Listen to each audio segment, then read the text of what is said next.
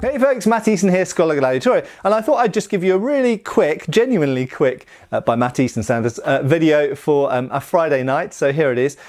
Just something that really came into my head. I was actually just in the middle of doing a video for the Patreon channel. So there's three extra videos for Patreon only, kind of private videos, and link below to Patreon incidentally if you're interested in that.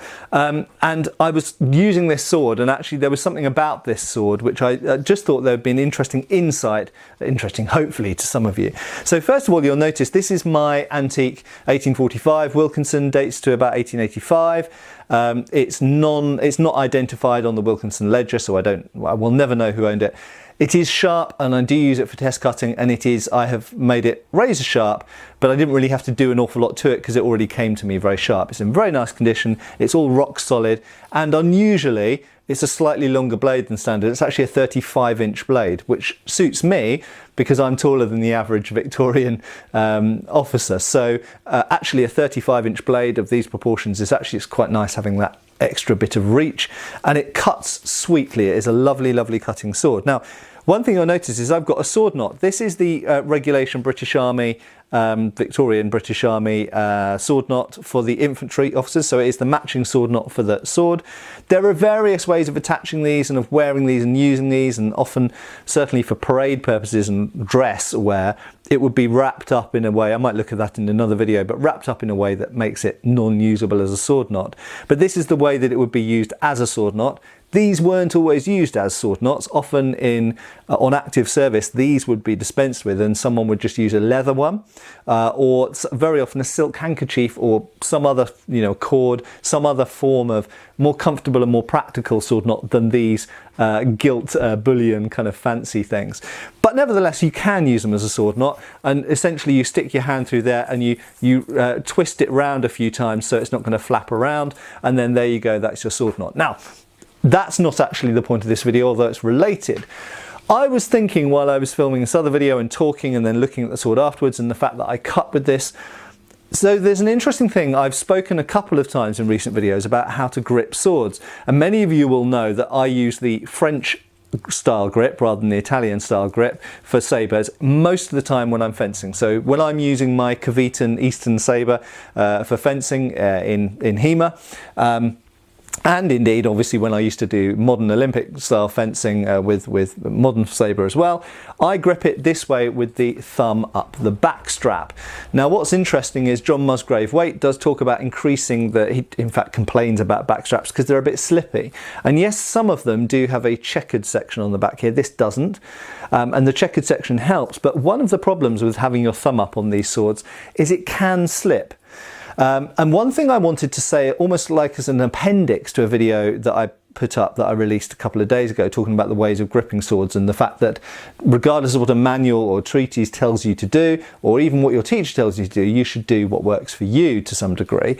One thing that I have noted is that if I'm cutting under pressure or cutting when tired, or when I'm cutting when the grip simply is a little bit, doesn't have an awful lot of traction on it, I forgot to say what John Musgrave Waite said. He talks about wrapping it in such a way that gives more traction, so wrapping waxed twine around it basically.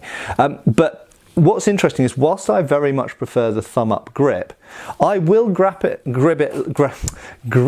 like this if I'm under pressure, or if I'm tired, or if I'm really stressed. And I find that very, very just interesting as a general thing.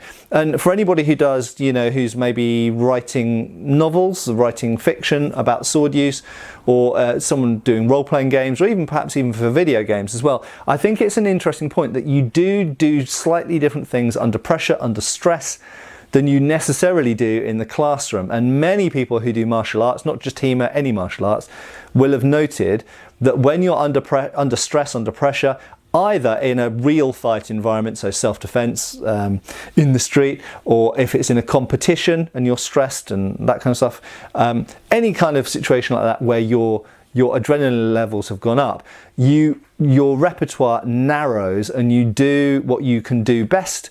But you do fewer things, and you rely on fewer techniques, and you, for the most part, rely on more gross motor actions. Obviously, the more trained you are, the more calm you are, the more composed you are, the more repertoire your brain can probably still muster in that scenario.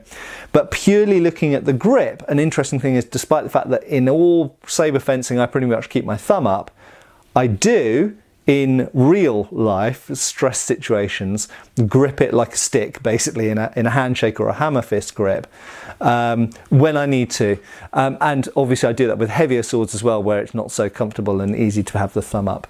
So really just to say that you might have a preference for how to do a thing in all of your normal fencing or martial arts. And you can apply this to everything, not just how to grip a sword. But you may have a favourite way of doing things in normal circumstances. But when it is no longer normal circumstances, when the proverbial hits the fan, and when you're fighting for your life, or when you're fighting to try and win that medal, or whatever else, obviously very different situations there, but nevertheless it's about adrenaline and stress, you will find that certain things you do aren't what you normally do. And certainly in terms of gripping a sword, if I think about actually defending myself in life or death, very often I'll revert to a hammer fist grip instead of a thumb up grip. I hope that's somewhat interesting to some of you. Share your thoughts and experiences below, either on the street or in tournaments, competitions, observations you've had of how you found that adrenaline or stress has affected what you do or made you fight. And this has happened to me a couple of times in competition, fight completely differently to how I've ever fought before. Sometimes you can rise to the occasion and sometimes you fall. It can go either way.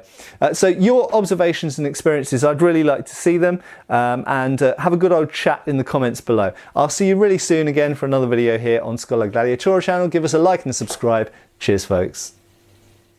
Thanks for watching. We've got extra videos on Patreon. Please give our Facebook a like and subscribe if you haven't already.